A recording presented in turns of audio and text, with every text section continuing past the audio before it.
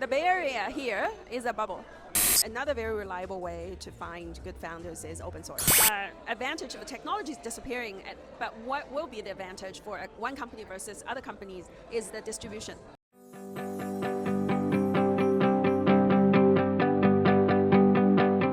All right, so hi everyone. Today we have our VIP guest, Chenxi Wang. Thanks for coming. You are representing Rain Capital, which is like 33 portfolio, and you have like a long history actually before being a VC. So it looks like you have a scientific background and a founder background, and like kind of implementation of the science into big businesses. And then you did VC, so it's not like you did a banking and then you just straight to VC. You actually have your I didn't do banking. Yeah. I was a technologist. Exactly, So, which I think is a big value added for the founders, because Bay Area like probably is a lot of tech founders and they just trying to understand how to move forward, how to either raise or bring revenue. Can you tell more why you decided to become a VC? Why not still being a founder? What's the dream? Well, I did a number of different things, right? I did academia research, industry research. I did operator job in large companies and small companies. And the one thing I didn't do was being an investor. Yep. So when I finished my last operating job, I said, what else can I do so I can learn new things, new skills? And that was the answer. So I went into VC. Nice. I believe your journey started as a science person from University Cornell. Carnegie Mellon. Yeah. So first of all, what pushed you out of university? Why not stay there? Not be on the campus and grow your career kind of steadily. What was the big dream to go out?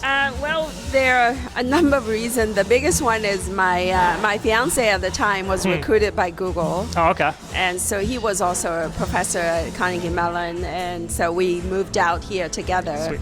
And so that was an opportunity for me to try something other than academia. So that's why that was the biggest reason. Another reason is I was in CMU for 6 years, and felt like time for me to try new things. Yeah. All right.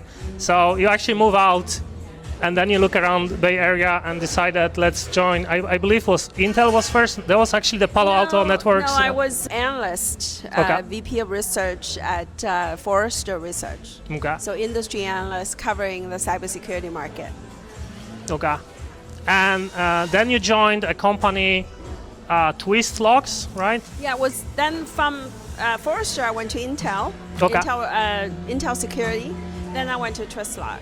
Twistlock was the startup, Israeli startup that was purchased by Palo Alto Networks. Yeah, awesome. So academia, then more like a research analysis, then like super big tech, security especially, and then startup which become part of a pretty big company also. And then you building your network here, probably a lot of around research and cybersecurity. Do you think these days this is like a hot topic, especially in the AI era? We're hearing about those leaks like every day on Twitter. Do you see this is like a great business to invest? I think your portfolio is pretty disciplined, and looks like Israel is also interesting theme, because they are pretty strong in cyber, which looks like it's in your network. So what's your idea, what's your hypothesis for the Rain, and what type of companies or people or team you're looking at right now? Cyber is an interesting industry because it evolves quite a bit as the system you're protecting is evolving, right? So 15 years ago was cloud security, container security, virtual system security.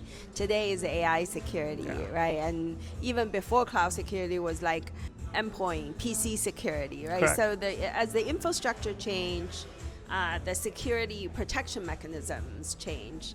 And that is usually a new opportunity to innovate because like the mechanism you use to secure AI today are very different than what you would do to secure traditional infrastructure and systems.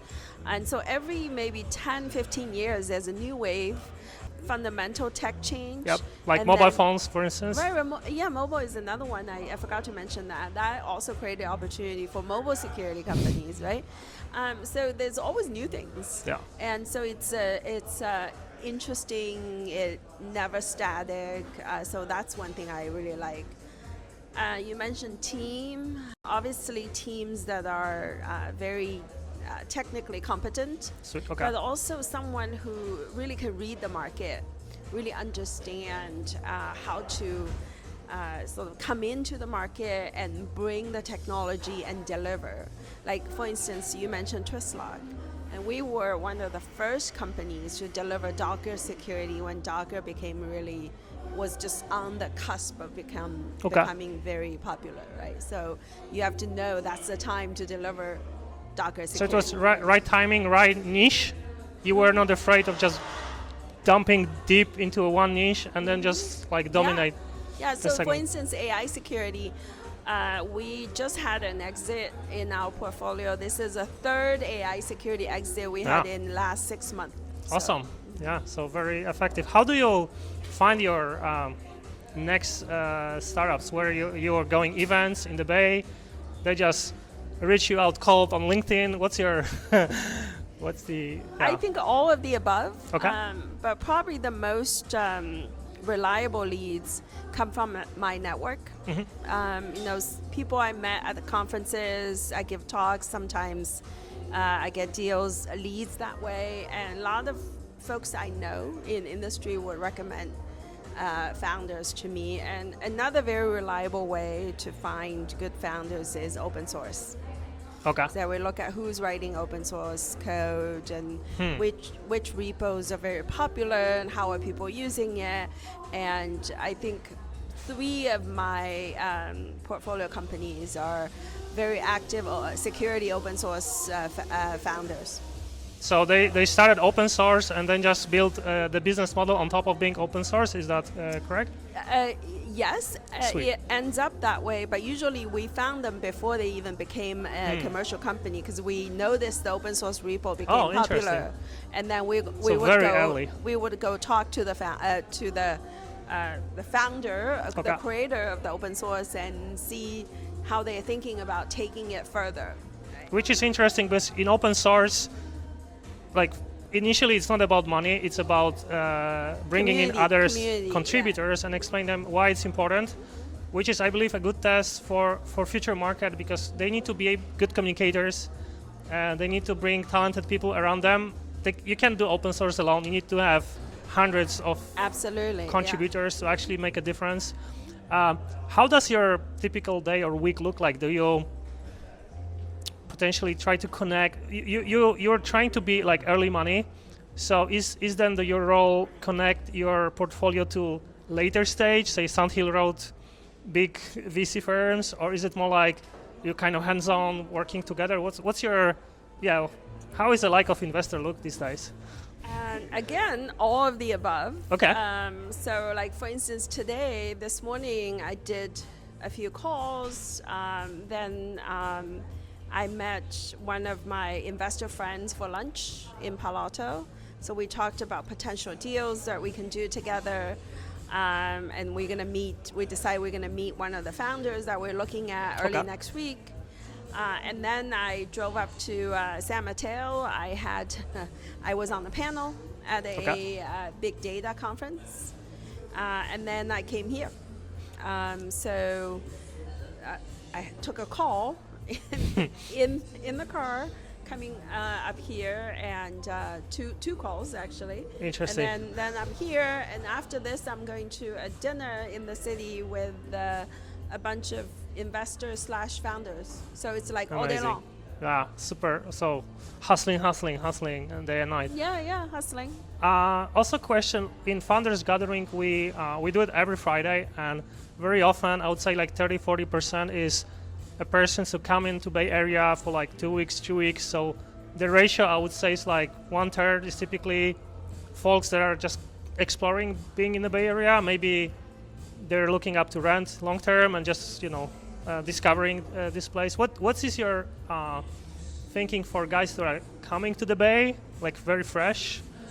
versus someone who like born here, like graduated, done like couple companies and then started a company? Do you have any preference, or there is no preference actually? I don't think we have a strict preference to say, we have to be someone who live here, who's born here, as opposed to someone moved from outside. In fact, we have one of the YC founders in our portfolio. He moved from Ethiopia. Interesting. Wow. He's one of the open source guys. Okay. Yeah, so he did his open source when he was in Ethiopia, and then he came to the US and he applied to YC and he got in.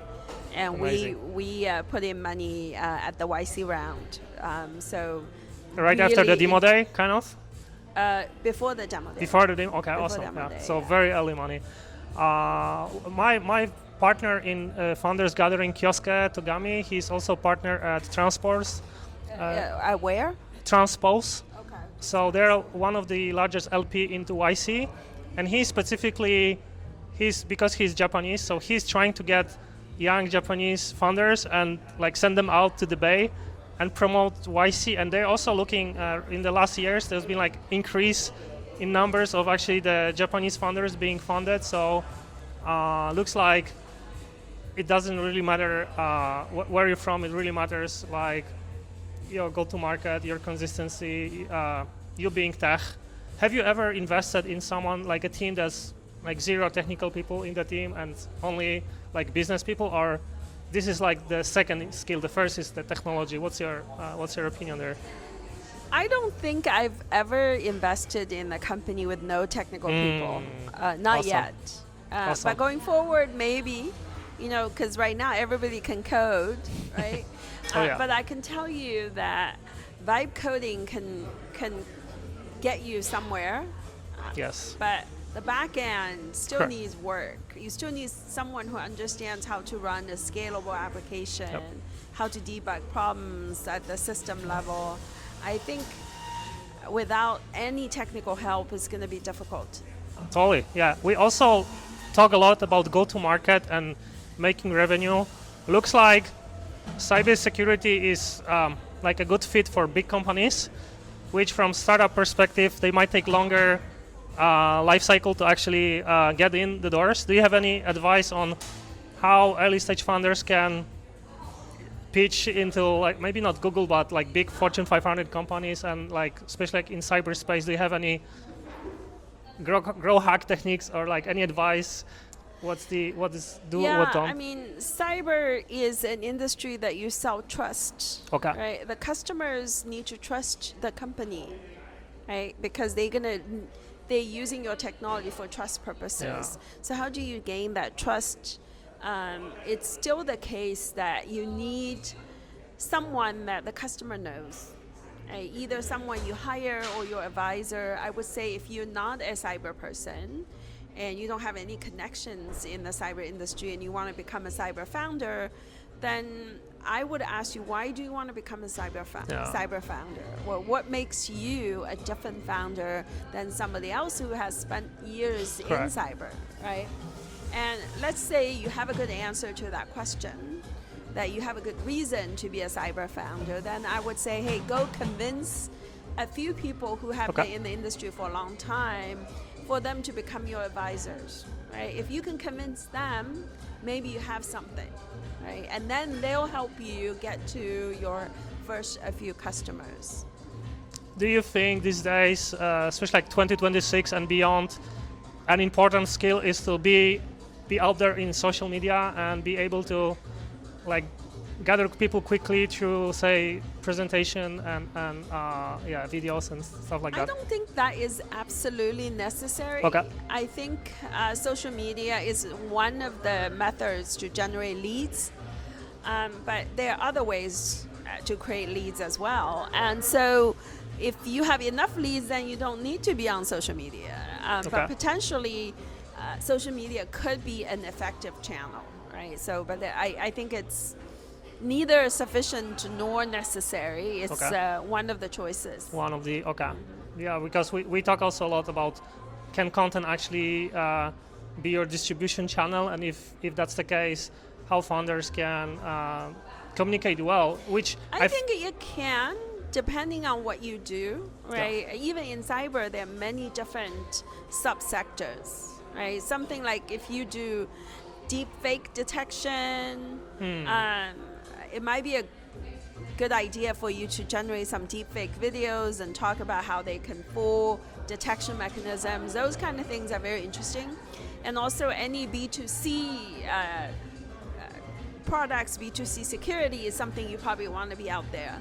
But if it's very deep in the bowels of the infrastructure, very back-end oriented products, it's just hard. There's no reason to be on social media. One theme we're talking often is if you practice video and you practice pitch to customers, it's an interesting feedback loop, so you can learn from in-person meetings, doing the video online, and then from that you can see what gets attention, so you can implement that in person. So there is a potential like feedback loop for learning. For learning purposes, absolutely. Okay. And I also think social media is a good playground to understand what resonates with the community, with the industry, right? Would you advise founders do cold mail, phone calls, knock on door? What do you think is best these days to get those first pilots? And knocking on doors, I'm not sure. Maybe LinkedIn message. Okay. Right. So be nice, be respectful, be very clear about what you're here to do, and be very clear about your ask. Some people will respond depending on what your message is like. Also, ask a trusted third party to make the introduction. Okay. That always works. The probability that working is higher. And also create good content. Okay, awesome. Yeah. We also are talking a lot about should the pitch be or the outbound campaign should be targeted for like C-level, and oftentimes it's not the best because these are super busy people. So perhaps it's best to target technical VP of security, people who actually have time, and this is their full-time job to interact with the outside vendors and partners that potentially can bring value, right? So do you think that's the case, or it's just one of the strategies just to go straight to the CEO and try to have him, decision maker as soon as possible? Yeah, I'm not sure how many CEOs are on social media looking at posts, right? So I think you should understand your audience. Yep. I would say if it's technical product, probably it's better to target technical users. Yes. Get their buying first, and maybe they can become your champion. Yeah, nice phrase. Champion is actually the person who will then ask for the budget, for the money, will stand behind you to reach out to the procurement and all of that. Yeah. Also, quick question on verticals. So, cyber is a broad spectrum. Do you see? Is it mainly fintech, banking? Any specific area that you think? If you will state your, like YC is doing requests for startups, would you say you're seeing some interesting area these days, specifically one industry that's more likely to be a good fit for cyber these days versus the other? Do you have an opinion on that? Yeah, I think all of us see that, right? So those of us who work in the early stage, we talk to practitioners and buyers all the time. Okay. So we have a sense of what's needed in the market, and sometimes those requirements can form a thesis of a new startup. And that could become an incubated company, or could become a framework from which we go look for companies, right? Yeah. One of the last questions. There's we do a newsletter every week that's Kyosuke is doing about tech events in the Bay Area. So there's typically 50, 100, sometimes more than 100 events per week in here in tech, which can be like a big distraction, by the way. Do you have any opinion on like the right ratio, hustling through events versus just being in your office and like double down on what you're building? What do you think is the a good Well, balance. If you're a founder and you're building, maybe you can think about it. Are you a technical founder, you're writing code, or are you a founder trying to get to customers? So that will be a different ratio, right, for each. If you're a technical founder, you're sitting down building the product, I say maybe once a week. Okay. You can go to different events. More than that seems like, maybe it's a distraction. But if you are out there trying to get to your customers, then the more the merrier, right? Do you think it's a good idea to get customers in the Bay, or actually there is bigger markets, say out of like Florida, New York? Where do you think are customers these days, especially for folks from the Bay? Yeah, that's a very good question. The Bay Area here is a bubble. Okay. Meaning that the companies are different, the infrastructure is different. They're probably more willing to use a startup technology and also more willing to throw you away than companies on the East Coast or Midwest of the country. Okay. So if companies here are AI native, then I would say the companies outside the Bay Area, that less and less companies are AI native, right? So if you're selling an AI-oriented product, then you have to understand who might be receptive to this outside the Bay Area. If you're selling something that is disrupting an existing market using AI, outside the Bay Area might be a deeper, larger market for you to target, and I would definitely try that. May not be the first company to try, but definitely try with a few companies here, but very quickly go outside. Do you think in-person, say big trade shows, which are industry specific, are where there's no internet, everybody is offline? Is it a good kind of environment to get leads and get validation, or you prefer kind of one-on-one scheduled demos with the customers? Do you see value in the trade shows? I see value in trade show, yes. Okay. I think you have to be strategic how many you do, right? The good thing about trade show is you can spend a concentrated length of time and get to many potential customers, right? Trying to schedule one-on-ones with every different customer each meeting can take weeks to schedule, right? So I think you have to do both. Yeah. And one last question, very recently there was a YC deadline, as every quarter. Do you often get a pitch which is kind of a link or a downloaded version of the YC application? Is it a thing in the Bay that people pitch the VCs with basically what they apply to YC, or you request to have a pitch deck, or what's the... Yeah, we often ask people to send a pitch deck because that gives us that saves us time, right, on the call. We can also use a pitch deck to decide whether there's a conflict. Maybe that way we can save each other's time. Yep. I'm sure some of those pitch decks are similar to their YC pitch deck, right? But I have to say that there are other accelerators or incubators out there outside of YC could be worth considering as well, right? So. Totally. Any last advice to founders these days who are either in cyber or in adjuncted vertical? What should they do and what shouldn't they do in terms of go-to-market these days? Any final thought on that? What should they do? What shouldn't they do in what market? Go-to-market. So basically, we talk a lot about revenue, because revenue is something nobody can dispute with. What is the strategy that you think works versus something that you see like often mistake and that doesn't work? So this day and age, the technology differentiation is disappearing. Okay. Because you can code, somebody else can code as well, right? Maybe you code a little bit better, but it's not as much as, say, 20 years ago, 15 years ago. Yeah. So if the advantage of the technology is disappearing, but what will be the advantage for one company versus other companies is the distribution. Okay. So you have to execute on distribution as fast as you can to grab market.